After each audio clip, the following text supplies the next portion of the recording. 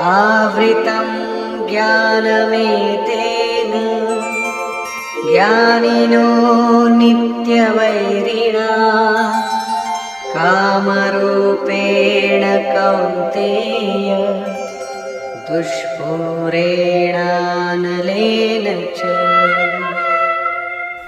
कौन्तेय, अग्नि के समान भोगों से न तृप्त होने वाले ज्ञानियों के निरंतर बैरी इस काम से ज्ञान ढका हुआ है। अभी तो श्री कृष्ण ने काम और क्रोध दो शत्रु बताए। प्रस्तुत श्लोक में वे केवल एक शत्रु काम का नाम लेते हैं। वस्तुतः काम में क्रोध का अंतर्भाव है। कार्य पूर्ण होने पर क्रोध समाप्त हो जाता है, किंतु कामना समाप्त नहीं होती। कामना पूर्ति में व्यवधान पड़ते ही क्रोध पुनः उभर आता है। काम के अंतराल में क्रोध भी निहित है। इस शत्रु का निवास कहाँ है?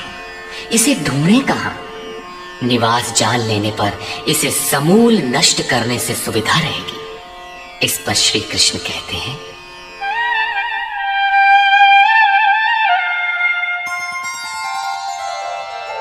इंद्रियाणि मनोबुद्धिः अस्याधिष्ठानमुच्यते एतैर्विमोहयत्येष ज्ञानमावृत्य देहिनम्।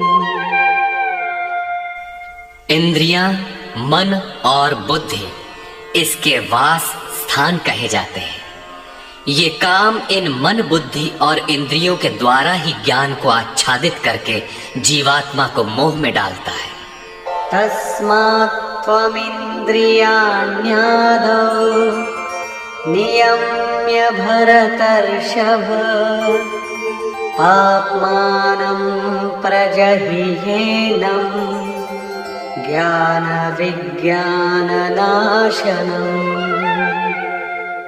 इसलिए अर्जुन, तो पहले इंद्रियों को नियम्य संयत कर, क्योंकि शत्रु तो इनके अंतराल में छिपा है। वो तुम्हारे शरीर के भीतर है, बाहर खोजने से वो कहीं नहीं मिलेगा। इंद्रियों को वश में करके ज्ञान और विज्ञान का नाश करने वाले इस पापी काम को ही मार।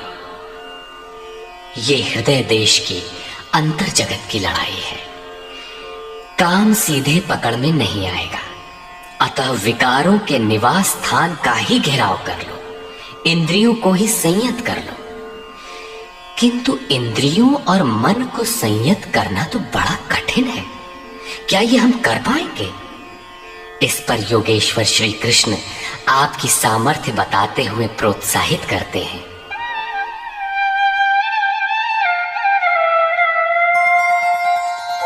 इंद्रियाणि पराण्याहुः इंद्रियेभ्यः परं मनः मनसस्तु परा बुद्धिः यो बुद्धेः परतस्तु सः। अर्जुन, इस शरीर से तू इंद्रियों को परे अर्थात सूक्ष्म और बलवान जान। इंद्रियों से परे मन है, ये उनसे भी बलवान है। मन से परे बुद्धि है, और जो बुद्धि से भी अत्यंत परे है वो तुम्हारा आत्मा है, वही हो तुम। इसलिए इंद्रियों, मन और बुद्धि का निरोध करने में तुम सक्षम हो।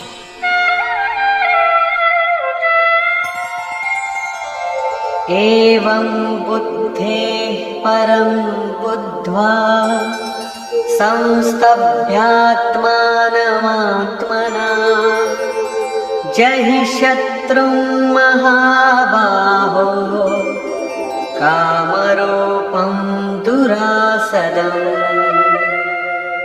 इस प्रकार बुद्धि से परे अर्थात सूक्ष्म और बलवान अपने आत्मा को जानकर, आत्म बल को समझकर, बुद्धि के द्वारा अपने मन को वश में करके अर्जुन, इस काम रूपी दुर्जय शत्रु को मार। काम एक दुर्जय शत्रु है।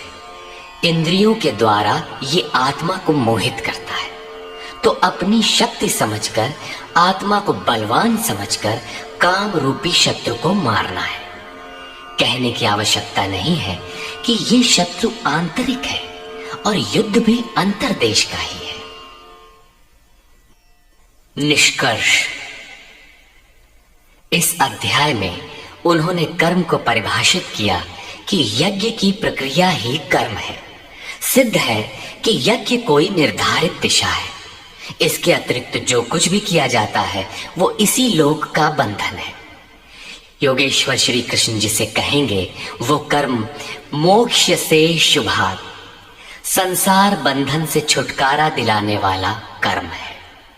श्री कृष्ण ने यज्ञ की उत्पत्ति बताई, ये देता क्या है उसकी विशेषताओं का चित्रण किया, यज्ञ करने पर बल दिया। उन्होंने कहा इस यज्ञ की प्रक्रिया ही कर्म है। अध्याय 3 में ही युद्ध का विशद चित्रण है। श्लोक 30 से श्लोक 43 तक युद्ध का स्वरूप, उसकी अनिवार्यता, युद्ध न करने वालों का विनाश, युद्ध में मारे जाने वाले शत्रुओं के नाम, उन्हें मारने के लिए अपनी शक्ति का आवाहन और निश्चय ही उन्हें काट कर फेंकने पर बल दिया। इस अध्याय में शत्रु और शत्रु का आंतरिक स्वरूप स्पष्ट है, जिनके विनाश की प्रेरणा दी गई है। अतः ओम तत्सदिति श्रीमद्भगवद गीता सूपनिषत्सु ब्रह्म विद्यायाम योग शास्त्रे श्री कृष्ण अर्जुन संवादे शत्रु विनाश प्रेरणा नाम तृतीयो अध्याय। इस प्रकार स्वामी अड़गड़ानंद कृत श्रीमद्भगवद गीता के भाष्य यथार्थ गीता का 3रा अध्याय पूर्ण होता है। हरि ओम तत्सत।